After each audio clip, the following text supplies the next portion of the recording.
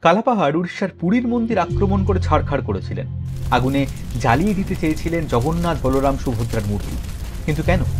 কোন প্রতিশোধ পূরণের জন্য? আজ বলবো সেই গল্প। কালাপাহাড়ের জন্ম বারেন্দ্র ব্রাহ্মণ বংশে। তাঁর আগের নাম রাজীব লোচন রায় বা কালাচাঁদ। বাংলার সুলতান সুলেমান খান কররানীর সেনাবাহিনীতে চাকরি করার সময় তার সঙ্গে সুলতানের কন্যা দুলারীর প্রেমের সম্পর্ক গড়ে ওঠে। তারপর দুলারীকে বিয়ে করেন কালাচাঁদ। তবে তখনও তিনি ধর্ম ত্যাগ করেননি। কিন্তু সেকালের স্বাভাবিক রীতি অনুসারে তাঁর পরিবার, তাঁর সমাজ তাঁর সঙ্গে যাবতীয় সংসর্গ ত্যাগ করেছিল। কারণ কালাচাঁদের যে জাতভ্রষ্ট হয়েছে। কি করলে তাঁর কৃতকর্মের প্রায়শ্চিত্ত সম্ভব? কালাচাঁদ যখন তাঁর পাপ মুক্তির উপায় খুঁজছেন, সমাজপতিরা নিদান দিয়েছিলেন যে পুরীতে সর্বপাপহর জগন্নাথ ধামে যাও।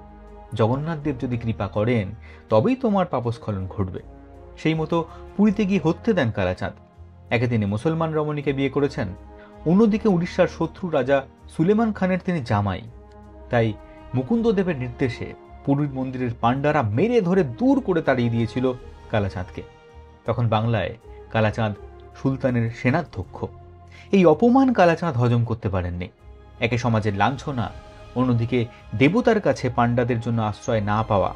কালাচাঁদের বুকে এই ঘটনার প্রতিশোধের আগুন জ্বালিয়ে দেয়। আর কিসের ধর্ম, কিসের দেবতা, আর কিসেরই বা স্বজাতি? তাই দেশে ফিরে এসে তিনি মুসলমান ধর্ম গ্রহণ করেন। তারপর সুলতানের থেকে চান উড়িষ্যা অভিযানের অনুমতি। আর কয়েক মাসের ব্যবধানে উড়িষ্যা আক্রমণ করে মুকুন্দদেবকে পরাস্ত করে পুরীর মন্দির তিনি ছাড়খাড় করে দেন। নিজের অপমানের প্রতিশোধ নিতে কালাচাঁদ হয়ে ওঠেন কালাপাহাড়।